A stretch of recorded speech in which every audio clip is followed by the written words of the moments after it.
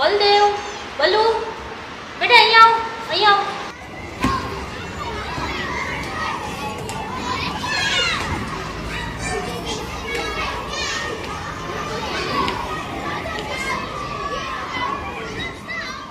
હા મેડમ, શું હતું?